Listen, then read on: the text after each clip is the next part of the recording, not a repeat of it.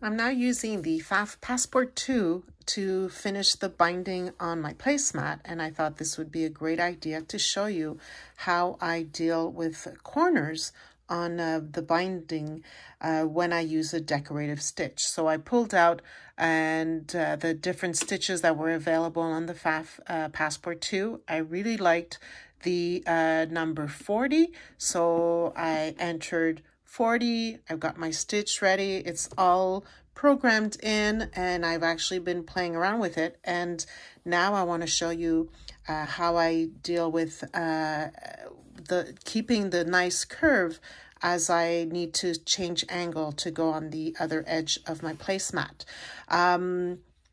So first of all, I want to say that because I am finishing this placemat by machine and not by hand, what I actually did is I stitched the binding on the back of the placemat so that I can work from the top and make sure that my stitch is nice and even on the binding.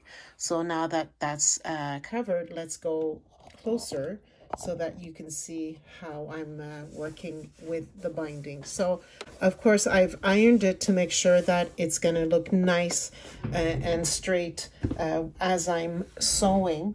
And so I'm just going to finish sewing this area to get to the bottom. Now again, I want to show you that I can also play with the speed of my sewing machine here. So maybe I'll go just a little bit slower now.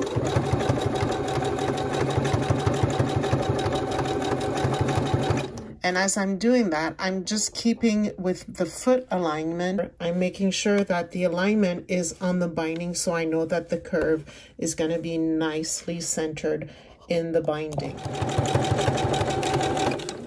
Okay, I'm stopping here because I'll show you my first trick is that I actually use the PFAFF tweezers here to make sure that my corner is going to be nice. So I fold it here and then I flip it back. And I make sure that I have a nice point here, and I will hold this down and I'm going to continue stitching. And the whole purpose now is that I'm going to try, as it's curving, I want to make sure that as it reaches here, when the needle goes down on the left hand side, I'm going to hold it down and I'm going to stop.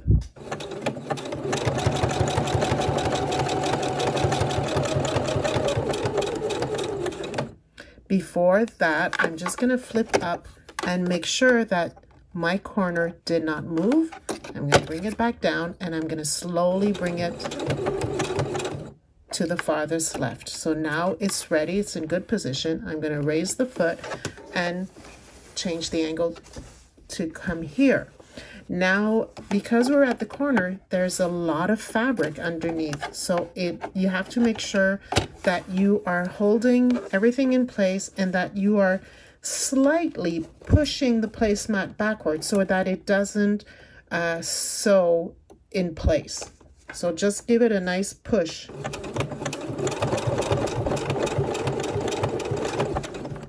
And it's giving me a hard time. So I'm basically with the tweezers just repositioning everything and making sure that it's not stuck in the walking dog underneath there. So I'm playing with it and now I can give it a push and it's moving along nicely. And that's how you make your corners.